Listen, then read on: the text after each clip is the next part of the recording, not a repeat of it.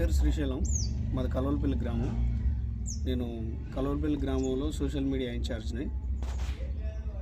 Congress party ప్రవేశపెట్టిన 6 guarantee పథకాలు ప్రజలకు ఏ విధంగా అందుతున్నాయండి?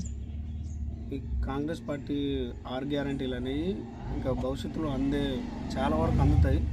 ఇప్పటి వరకు అనేది ప్రభుత్వం అనేది ఇప్పుడే వచ్చి నెల రోజులు అవుతుంది కదా, ఇంకా సరిగ్గా అనేది పనులు అనేది ముందరికి తీసుకుపోవడానికి కొంత టైం పడుతుంది. ప్రతి ఒక్క గ్యారంటీ అనేది ఖచ్చితంగా ప్రజల్లోకి జనాల్లోకి ఖచ్చితంగా కాంగ్రెస్ పార్టీ అనేది చేరవేస్తుంది. కాకపోతే కొంత టైం అంతే.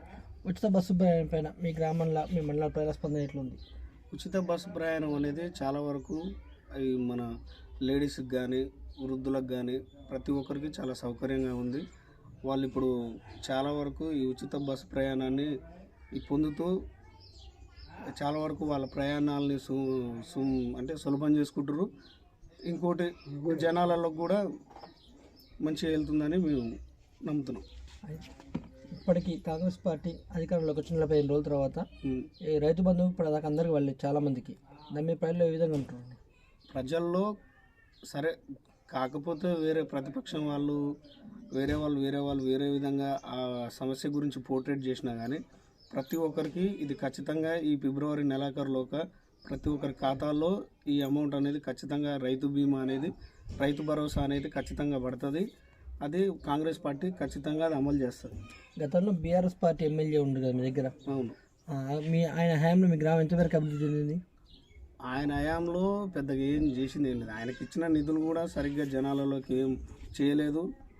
ఇంకోటి ఇక్కడ వచ్చిన వాళ్ళ సొంత కాంట్రాక్టులు, వాళ్ళకు సంబంధించిన కార్యకర్తలకు, వాళ్ళకు సంబంధించిన ఏమైనా పార్టీకి సంబంధించిన పనులే ఎక్కువగా చురుగ్గా చేశారు తప్ప మామూలుగా జనాలలోకి వచ్చి వాళ్ళు అభివృద్ధి చేసే కార్యక్రమాలు కానీ ఏది వాళ్ళు చేయలేదు. వాళ్ళ సొంత కాంట్రాక్టులు, వాళ్ళ సొంత పనులు, వాళ్ళ కార్యకర్తలకు సంబంధించిన పనులు తప్ప వేరే మాత్రం తీసుకొచ్చి జనాల్లోకి అయితే ఏం చేయలేదు.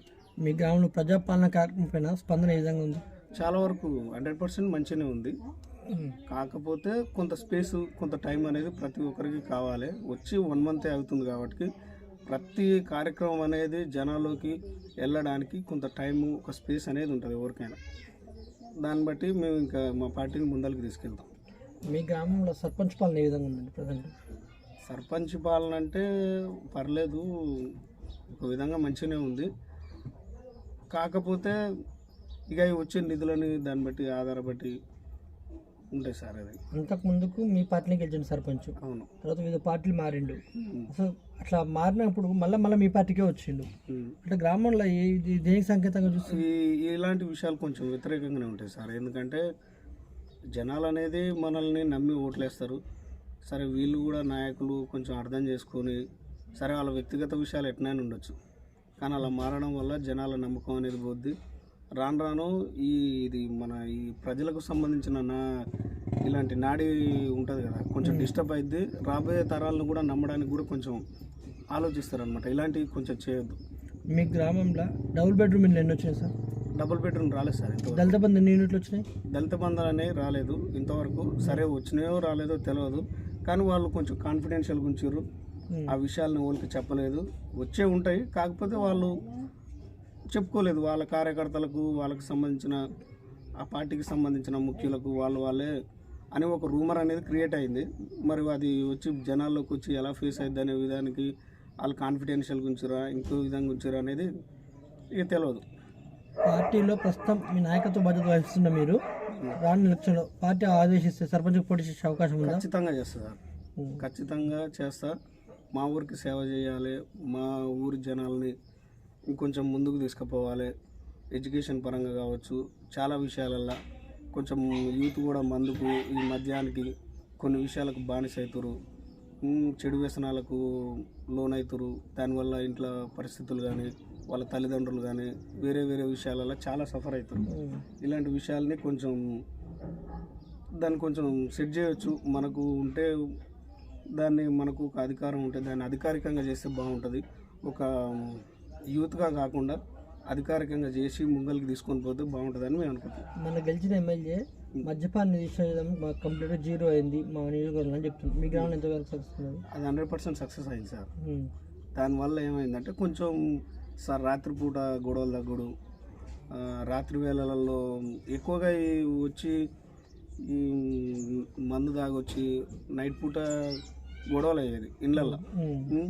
చిన్న చిన్న పిల్లలు వాళ్ళు వీళ్ళు సిగరెట్లని మందని, దానివల్ల తల్లిదండ్రులు చెప్తే వినకపోవడం, గొడవలు ఎక్కువ కావడం, ఇలాంటివి ఏమైందంటే కొంచెం తగ్గింది. రానున్న పార్లమెంట్, సర్పంచ్, ఎంపీటీ, స్థానిక సంస్థల ఎలక్షన్ల ఉద్దేశించి మీరు మీ గ్రామ ప్రజలకు మీ మండలాలకు ఏం చెప్తారు సార్? స్థానిక సంస్థలు మరియు పార్లమెంట్ అధికారంలోకి కాంగ్రెస్ పార్టీ ఖచ్చితంగా రావాలి సార్. ఎందుకంటే కాంగ్రెస్ పార్టీ సెంట్రల్లో రావాలి, స్టేట్లో వచ్చింది. సెంట్రల్లో ఎందుకు రావాలంటే ఇప్పుడు మనం డెమోక్రసీని కాపాడుకోవాలి. ఇది మనది, దీన్ని ఏమంటారు, ఇది మతతత్వ రాజ్యం కాదు. దీని కాన్స్టిట్యూషన్ అనేది ఉంది.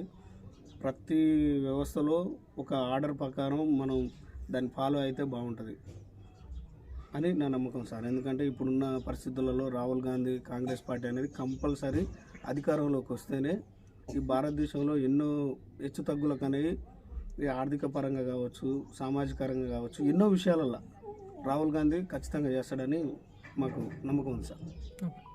ప్రజలు ఎమ్మెల్యే మారడం అనేది ఒక విధంగా చెప్పాలంటే అది మంచి పని కాదు. కాకపోతే ఆయన జనాలకు, కార్యకర్తల కోసం, మునుగోడు నియోజకవర్గ ప్రజల కోసమే అన్నాడు కాబట్టి అట్లా ఆయనని